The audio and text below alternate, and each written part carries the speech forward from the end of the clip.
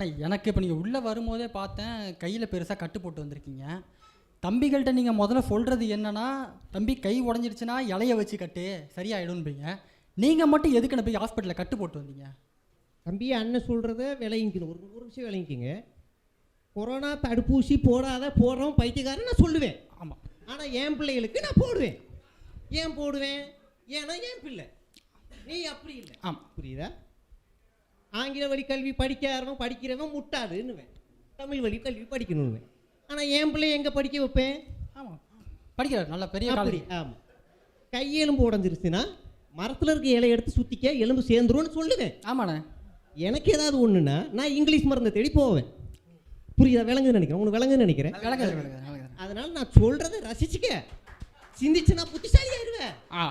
சிந்திக்காத, சிந்திக்காம அறிவாரமாக வராத. ஆனால் சிந்திச்சிருந்தா எப்பயோ உங்களை விட்டு போயிருப்போனேன். சிங்கித காலம் இங்கே இருக்கும். அதுதான் நல்லது. அது விளங்குதுன்னு நினைக்கிறேன். தம்பி விளங்கிருக்கு, தம்பிக்கு விளங்கிருக்கு. கை தட்டுங்க. அடுத்த கேள்வி அண்ணா, என்கிட்ட ஒரு கேள்வி இருக்குண்ணே. சொல்லு தங்கச்சி. அண்ணா, சமீபமா RSS மேடையில் உங்களை பார்த்தேன். திடீர்னு எதிர்க்கிறீங்க, திடீர்னு ஆதரவு தரீங்க, என்னென்ன உங்க நிலைப்பாடு? தங்கச்சி, நீ RSS மேடையில் பார்த்தல, எனக்கு ஒரு கரை விழுந்துருச்சு, காவி கரை விழுந்துருச்சு. ஆனால் மறுநாள் பத்திரிகையாளர் சந்திப்பில் எனக்கு வலதுபுறம் பின்புறத்தில் யார் இருந்தா? ஆமாண்ணே, ஒரு இஸ்லாமியர் இருந்தாங்க. ஆமா. அப்போ நான் என்னுடைய அடையாளத்தை மாற்றிக்குவேன்.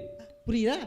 தேவைப்பட்டா இப்போ அந்த படத்துக்கு கிறிஸ்துவர்களுடைய எதிர்க்கிற படம் இருக்குல்ல, பரமசிவன் பாத்திமா, அதுக்கு போவேன். அடுத்த நாள் நம்மளுடைய இதுக்கு வந்துடுவேன். புரியுதா? அதனால எந்த மேடைன்னு பார்க்காதீங்க, என்ன பேசுனேன்னு பாருங்க. நல்ல ஸ்ட்ராட்டஜிண்ணே, நல்ல ஸ்ட்ராட்டஜி. அண்ணா, முக்கியமான ஒரு விஷயம்ண்ணா, அந்த மான்கறி ஊறுகாய் ரெசிபி வச்சிருக்கீங்களாமே, அது மட்டும் கொஞ்சம் சொல்ல கேட்டு வர சொன்னாங்க. நான் வீட்டில் நீ கேட்கறதுனால சொல்கிறேன். அண்ணனுக்கும் ஒரு பார்சல் அனுப்பியிருக்கேன். தம்பி, மான்கறி ஊறுகாய் நீ தின்னுட்டு போறதுக்கு போனேன்னா 100 யானை அடிக்கலாம். இப்போ நான் உனக்கு ரெசிபி சொல்கிறேன். முதல்ல மாங்காயை துண்டு துண்டா நெருக்கிக்க. மாங்காயை துண்டு துண்டா நெருக்கி உப்பு மிளகாத்தூளை போட்டு ஊறவை. விளங்குதா? கொஞ்சம் வினிகரை ஊற்றிக்க. ஒரு 2 நாள் ஊற வச்சதுக்கு அப்புறம் சாப்பிடு. மான் ஊறுகாய் ரெடி. அண்ணா, இது மாங்காய் ஊறுகாண்ணே, நான் மான் ஊறுகாய் கேட்டேன். அது எல்லாம் ஒன்று தான் தம்பி, அப்படி பார்த்துக்க. ஊறுகாய் பிராண்டை மாற்றிக்க. புரியுதா? சரிண்ணா, அவ்வளோதான். சரிண்ணா, நன்றிண்ணா. மட்டும் இல்லை, நான் சொல்கிற எல்லா கதையும் யார் உள்வாங்குறீங்கன்னு தெரியாது. அண்ணனுக்கு தெரியும். ஏன்னா என்னுடைய கல்யாணத்துக்கு வந்திருக்காரு, சால்வு போட்டிருக்காரு. எனக்கு பிடிச்ச நம்பரான ஒரு 1000 ரூபா மொய் செஞ்சிருக்காரு, நம்புறேன். அதனால நான் சொல்ற உருட்டுகளையே அவர் நம்புறேன். சரி, நன்றி.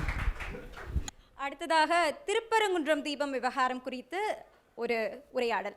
இங்க பாருங்க ஜி, இந்த இருக்க தூணு, இந்த தூண்ல தான் நம்ம 50,000 காலமா தீபம் ஏத்திக்கிருக்கோம். அப்படியா?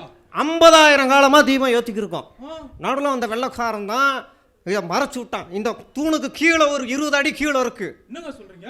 இந்த மலைக்கு கீழே மட்டும் 200 அடி பெரிய தூணு. இதுல தான் நம்ம தீபம் ஏற்றணும். இப்பயும் நம்ம இதுல தான் தீபம் ஏத்துறோம். புரியுதா? ஆமா. நம்ம வேல்முருகனோட கோஷத்தை போடு. போடு. தம்பி, என்ன பண்ணிட்டு இருக்கீங்க? எங்களுடைய கடவுளுக்கு வேல்முருகனுக்கு நாங்கள் தீபம் ஏற்றுறோம். இதில் என்ன தப்புங்கிறேன்? அது நேரம் அங்கே போனோம்னு வச்சுக்கியா, அங்கே இருக்கு, அங்கதான் இங்கே நட்டு மாட்டோம், இங்கே தான் நட்டுவோம். நாங்கள் இங்கே தான் ஏற்றுவோம். கோட்டை தீர்ப்பு கொடுத்த வச்சு கோட்டை ஏன் மதிக்க மாட்டேங்கிறீங்க? ஆன்டியன் கோட்டை மதினா இது மயில் கல்லுங்க, இங்க ஏத்தக்கூடாதுங்க. அங்க இருக்க கீழே மயில் கல்லோ இல்லை படிக்கல்லோ ஏதோ ஒன்று படிகார கல்லோ நாங்கள் இங்கே தான் ஏற்றுவோம். இங்கே தான் எங்களுக்கு பிடிச்சிருக்கு, எங்களுக்கு வசதியாக இருக்கு. பக்கத்துலேயே முஸ்லீம் கோயில் இருக்கு. அப்போ இதெல்லாம் கலப்பி விட்டோம்னா நாங்கள் ஜெயிச்சிருவோம்ல. சரி, ஒன்றும் பிரச்சனை இல்லை, இங்கே ஏற்றிக்க. சரி, அந்த ஆதாரத்தை மட்டும் கொடு. கோர்ட்டு சொன்னிச்சுல, அந்த ஆதாரம் முக்கியம் இல்லை, நம்பிக்கை. எங்களுக்கு நம்பிக்கை இருக்கு, நம்பிக்கை தான் முக்கியம். ஆதாரம் கேட்காத, நம்பிக்கை தான் முக்கியம். ஆமாம். சரி, ரைட்டு, நம்பிக்கையே இருக்கட்டும். நேராக போவோம். முருகர் இருக்காரு, முருகருக்கு நேராக அழகு குத்துறோம், காவடி எடுக்கிறோம். வா. எங்களுடைய கடவுள் ராமர். ராமருக்கு வேணா நாங்கள் செய்வோமே தவிர முருகனுக்கு நாங்கள் செய்ய மாட்டோம். ஒரு தடவும் பண்ண மாட்டோம். புரியுதா? மாரியம்மனுக்கு நாங்கள் பண்ண மாட்டோம். ஹனுமானுக்கு என்ன வேணாலும் செய்வோம். ராமருக்கு அங்கே எல்லாத்தையும் பண்ணுறது, அங்கேருந்து இங்கே கலவரத்தை பண்ணுறது. அதனால நாங்கள் ஸ்பெஷாலிட்டி. இங்கே முருகனுக்கு பாவம், முருகனுக்கு நாங்கள் உதவி செய்ய வந்திருக்கோம். இங்கே தான் தீபம் ஏற்றுவோம். புரியுதா? ஏற்றுவோம். அந்த பைபாஸில் ஒரு கல் தெரியுது, சென்னை 5 கிலோமீட்டர். அது என்ன தெரியுமா? அங்கே தான்டா நம்ம ராமர் முத உட்கார்ந்தாரு. வா, அங்கே தான் வா. ஏப்பா முருகா வேளா அப்பா முருகா வேல்முருகன் ஐயா நீங்களே அதுக்கு என்னன்னு ஒன்று சொல்லிடுங்க ஐயா. இதுக்கு மேலே என்னால் சமாளிக்க முடியல. வரட்டுங்களா? அடுத்ததாக அண்ணாமலை மற்றும் எடப்பாடியாரின் ஒரு சந்திப்பை பார்ப்போம். என்ன மலை எப்படி இருக்க? அண்ணா அண்ணாமலை ஃபுல்லாக கேளுங்க. இவர்கிட்டலாம் இப்போ பேசி என்னத்தை பேசுறது, கழுவி கழுவி ஊற்றிட்டேன். இப்போ பேச வேண்டிய நிலமை என்ன பண்ணுறது? தம்பிக்கிட்ட என்ன பேசுறதுன்னே தெரியல. பேசி அடக்கடா. எந்த எம்எல்ஏவுக்கு மாசம் மாசம் என்ன பணம் கொடுக்க வேண்டும் என்பதுதான் கூவத்தூர்ல இந்த பிட்டிங் முறை. அதன் பிறகு தவழ்ந்து காலில் விழுந்து பதவியை பிடித்த எடப்பாடி பழனிசாமி இந்த தன்மான மிக்க ஒரு விவசாயினுடைய மகனை பச்சையின்களே 10 ஆண்டு காலம் கையெழுத்து போட்டு ஒரு பைசா வாங்காத இந்த அண்ணாமலையை பற்றி சொல்வதற்கு எடப்பாடி பழனிசாமி என்கின்ற எந்த விதமான அதிகாரம் கிடையாது. இது அகந்தை, இது அகந்தை. 2026 புரட்சி தலைவர் நடத்திய இந்த கட்சி இது போன்ற கிழத்து தலைகள் என்று வழிநடத்திக் கொண்டிருக்கின்றீர்கள். தூக்கி எறியப்படுவீர்கள். அண்ணா எதையும் மனசில் வச்சுக்காதீங்க. இப்போ நம்ம 2 பேரும் ஒன்றா வந்துட்டோம். எதையும் வச்சுக்காதீங்கண்ணா. உன்னை எப்படியா இருந்தாலும் நான் தோக்க அடிச்சிட்டேன்ல தம்பி. என்னத்தை தோக்கடிச்சிங்க? உன்னதான் கட்சி விட்டே விலகி விட்டேனே. நீ கட்சியை விட்டு போனோண்ணே, இங்கே கட்சியே ஒன்றும் இல்லாமல் போயிடுச்சுண்ணே. அதனால் நீங்கள் அதை கண்டுக்காதீங்க. என்ன பெருசாலாம் எடுத்துக்காதீங்கண்ணா. இதுக்கப்புறம் ஒன்றா பார்ப்போம். சரிங்களா? சரி சரிங்கண்ணா. வாங்கண்ணா. நன்றி நன்றி. அடுத்ததாக கரூர் சம்பவத்திற்கு பிறகு அண்ணா என்ன தலைவரே என்ன வேணும்? நான் மாதிரி தூங்கிட்டே இருக்கிறேண்ணா. சரி. டயர்டாகவே இருக்குதுண்ணா. தூங்கி டயர்ட் ஆயிடுச்சு. ஐயோ அது மாதிரி டயர்டாக இருக்குது. காலைல சாப்பிடல, வேற பசிக்குது. தூங்கி டயர்ட் ஆயிடுச்சுன்னா மாற்று மருந்தே இல்லையே. இல்லை நீங்கள் போயிட்டு ஏதாவது பாஸ்தா சரி அப்படிலாம் மேகி ஏதாவது பண்ணி எடுத்துருவாங்க. பாஸ்தா பால் முந்திரி பால் பெல்லம் எல்லாமே. சரிண்ணா. டேர் தலைவரே இங்கே இருங்கோ, நான் உடனே வாங்கின்னு வந்துடுறேன். இங்கே இருங்கோ, போயிடாதீங்க, தூங்கிடாதீங்க. சீக்கிரமாண்ணா. அண்ணா என்னால் தாங்கிக்கவே முடியல. நீங்கள் என்ன தப்பு பண்ணீங்க? தயவு செஞ்சு நல்லா சாப்பிடுங்க, தூங்குங்க, ரெஸ்ட் எடுங்க. நாங்கள் இருக்கோம் உங்க கூட. தயவு செஞ்சு நல்லா சாப்பிடுங்க, தூங்குங்க, ரெஸ்ட் எடுங்க. என்னால் தாங்கிக்கவே முடியல. நான் நேரத்துலேருந்து நல்லா சாப்பிடுங்க ப்ளீஸ், நல்லா தூங்குங்க, ரெஸ்ட் எடுங்க. அவர் நல்லா சாப்பிட்டு தூங்கின்னு மட்டும்தாம்மா இருக்காரு. அதையே நல்லா பண்ணுன்னு சொல்றியே. அம்மா கரூரில் பாதிக்கப்பட்டது மக்கள், செத்து போனது அவங்க. செத்து போனதுக்கப்புறம் தூக்கிட்டு போகிறதுக்கும் இவர் வரல. தப்பிச்சு ஓடி போனார். தப்பிச்சு ஓடி போனவர் காரியத்துக்கும் வரல. இரங்கல் செய்தி கூட நான் மறுநாள் தான் விடுறாரு. சரி பாதிக்கப்பட்டவங்களுக்கு காசு கூட கொடுப்பாரான்னு பார்த்தா 1 மாதம் கழித்து திரும்பவும் கூப்பிட்டு கொடுக்குறாரு. எந்த வகையிலையும் பாதிக்கப்படாத ஒரு மனுஷனை பாதிக்கப்பட்ட நீ சூப்பர்மா சூப்பர்மா.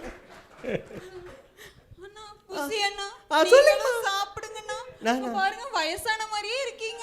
எவ்வளவு யங்ஸ்டர் நீங்க. சாப்பிடுங்கண்ணா, தூங்குங்கண்ணா, நல்லா ரெஸ்ட் சரி சரிம்மா, உனக்கு நான் தேசிய மகளிர் அணி பொறுப்பு தரேன். சரியா? நம்ம கட்சி தமிழ்நாட்டு கட்சி இல்ல. மாத்திடுவோம் கொஞ்சம். நான் இந்த தேர்தல் முடிச்சோடனே அடுத்து PM தான் தலைவர். அவ்வளோதான் பண்ணிடுவோம். சரியா? தலைவரே நீங்க தூங்குங்க. ஏதாவது சவுண்டு கேட்கும், திருப்பரங்குன்றம், SIR, அப்புறம் ஏதாவது ஒன்று கேட்கும், பதறி எந்திரிச்சிடாதீங்க. அது பதறி எதிர்ச்சிடாதீங்க. நம்ம கட்சிக்காரன் பனையூர்ல போராட்டம் நடத்துறான்னு ஒரு வரும், எந்திரிச்சிடாதீங்க. நீங்க ரெஸ்ட் எடுங்க. நிறைய நிறைய வேலை இருக்கு. அடிக்கடி வீடியோ பொண்ணு எழுப்புறாங்க. இப்போ ஏதோ AI வந்துருச்சான், அதிலே பார்த்து அதிலே போட்டுருவோமா? சரி ரெடி பண்ணிடுவோம். இதுல என்ன நானே பண்ணுவோம் பாருங்க. போங்க. இப்பொழுது திமுக வெர்சஸ் தாவேகா மாநாடு. திமுக மாநாட்டிற்கு வருகை தந்திருக்கும் அனைவருக்கும் வணக்கம். எல்லாம் அமைதியா உட்காருங்க. மாநாடு இப்போ தொடங்கிடும். தளபதி கோசம் இங்கே வந்துக்கிறவங்களுக்கு, ரீல்ஸ் எடுக்கிறோம், போட்டோ எடுக்கிறவங்களுக்காகவும் எல்லாருக்கும் வணக்கம். இப்போ கடைசியில் புத்தக கண்காட்சி வச்சுருக்கோம். நம்ம வரலாறு புத்தகம் இருக்குது, கொள்கை புத்தகம் இருக்குது, எல்லாமே இருக்குது. நேராக போய் அங்கே வாங்கி படித்து எல்லாத்தையும் தெரிஞ்சுக்கோங்க. ஏன் மேலே ஏறுற இறங்கு. சேர் ஏன் எடுக்கிற? கரண்ட் கம்பத்துலேருந்து இறங்கு எடுத்து அரிச்சுன்னா இறங்கு. தளபதி பார்த்தா அசிங்கமாயிரும், கேவலமாயிரும். இறங்கு ஏன் ஏறுற? நமது இயக்கத்தோட போராட்ட புகைப்பட கண்காட்சி அந்த பக்கமாக நடக்குது. அப்படியே முடிச்சுட்டு போகும்போது எல்லாருமே அதை பார்த்து தெரிஞ்சுட்டு போங்க. தளபதி போட்டோ சுற்றிக்குது, அந்த கட் அவுட்டில் போட்டோ எடுத்துக்கோங்க. தளபதி கூட போட்டோ எடுக்க முடியாது, அவள் தான். வந்திருக்கிறவங்களுக்கு சாப்பாடு ரெடி பண்ணியிருக்கோம், பிரியாணி ரெடி பண்ணியிருக்கோம். முடிச்சுட்டு போகிறவங்க அடிச்சுக்காமல் அங்கே ஓரத்தில் இருக்குது, அமைதியாக சாப்பிட்டு போங்க, சாப்பிடாம போகாதீங்க. மாநாடு அரங்கத்தில் கடை போட்டுக்கிறோம். பிரியாணி புளி சாதம் மாதிரி இருக்கும். 30 ரூபா பிரியாணி 60 ரூபா, புளி சாதம் தேங்காய் சாதம் எல்லாமே போட்டுக்கிறோம். காசு இருக்கவன் தின்னு, காசு இல்லாதவன் வாங்கி விழு. வர வழியில் வரவேற்புக்கு தோரணம் இருக்கும், பழம்லாம் கட்டியிருக்கு. போகும்போது அது சொன்னால் கேட்க மாட்டீங்க, அதை எடுத்துகிட்டு தான் போகிறீங்க. ஆனால் அமைதியாக அடிச்சுக்காமல் அதை பார்த்து எடுத்துகிட்டு போங்க, ஒன்றும் பிரச்சனை கிடையாது. நமக்கு அந்த கவலை இல்லை, தார் ரோடியே பேத்துருவோம். அதனால் நீங்கள் தாராளமாக இருந்துக்கோங்க. ஆமாம். நமது தலைவர் முத்தமிழறிஞர் கலைஞரோட ஏஐ வீடியோ ரெடியாக இருக்குது, அதை இப்போ போடுவாங்க, எல்லாரும் அமைதியாக பாருங்கள். நம்ம தலைவரே ஏஐ தான், கவலையப்படாதீங்க, புரியுதா? ஆமாம்.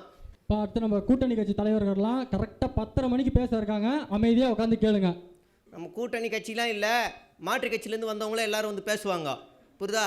அதனால் வரவங்களாம் தளபதிக்கு மேலே யாராவது பேசுனாங்கன்னா அவள் தான் சொல்லிட்டேன். எல்லாருக்கும் 5 நிமிஷம் தான் டைமு, தளபதிக்கு 6 நிமிஷம். முக்கியமான சில தீர்மானங்களை நிறைவேற்ற போகிறோம், அதை வாசிப்பாங்க, எல்லாரும் அமைதியாக கேளுங்க. தலைவர் தான் நம்மளுடைய தலைவர் அப்படின்னு ஒரு தீர்மானம் நிறைவேற்றுறோம். தலைவர் தான் முழு அதிகாரம்னு ஒரு தீர்மானம் நிறைவேற்றுறோம். அதுக்கப்புறமா என்ன பண்ணலான்னா தலைவருக்கே எல்லாமே அப்படின்னு ஒரு தீர்மானம். முக்கியமாக நான் ஃபோன் பண்ணால் மாவட்ட செயலாளர் ஃபோன் எடுக்க மாட்டீங்க, எடுக்கலாம் கண்டனம் தெரிவித்து ஒரு தீர்மானம். ஆமாம். மகளிர் உதவித்தொகை திட்டத்தில் பயன்பெற்ற சில பயனாளர்கள் வந்திருக்காங்க, அதுவும் சிறப்பு விருந்தினராக வந்திருக்காங்க. அவங்க அடுத்ததாக மேடை ஏறி பேசுவாங்க. இது மட்டும் இல்லாமல் மகளிர் பயண திட்டம், மக்களை தேடி மருத்துவம் திட்டம், மருத்துவ சேவை விரிவாக்கம், அப்புறம் தொழில் உதவி திட்டங்கள், அப்புறம் ஆதி திராவிடர் பழங்குடியினர் நல உதவி திட்டங்கள், நான் முதல்வன் திட்டம், அப்புறம் வெற்றி நிச்சயம் திட்டம், பள்ளி குழந்தைகளுக்கு இலவச காலை உணவு திட்டம், இதில் பயன்பெற்ற சில பயனாளர்களையும் நாங்கள் கூப்பிட்டுருக்கோம். சிறப்பு விருந்தினராக அடுத்து வந்து பேசுவாங்க. நம்மளாண்ட இல்லையா? அதிகமாக போஸ்ட் ஓட்டினவெல்லாம் முன்னாடி வா, 200க்கு 200 கட் அவுட் வச்சவன் பின்னாடி வா, நிறைய பேனரு பால் ஊற்றினவெல்லாம் முன்னாடி வா. ஆனால் அப்படியே பின்னாடி போயிரு. மாற்று கட்சி வந்தவங்களாம் மாநிலத்தில் முன்னாடி இருப்பாங்க, நீலாம் அங்கே கீழே இரு. நன்றி. வந்திருக்கவங்க எல்லாருக்குமே நன்றி. பார்த்து பத்திரமா வீட்டுக்கு போங்க. ஆமாம். தலைவர் வந்து வண்டி எடுத்துகிட்டு ஆஃப் பண்ணிட்டார், லைட் ஆஃப் பண்ணிட்டா பின்னாடி துரத்தாதீங்க, அப்படி தான் சொல்லுவேன். பின்னாடியே வாங்க, முடிஞ்சால் வண்டியை சேதப்படுத்தாதீங்க, இன்னொரு ஊருக்கு போகணும்.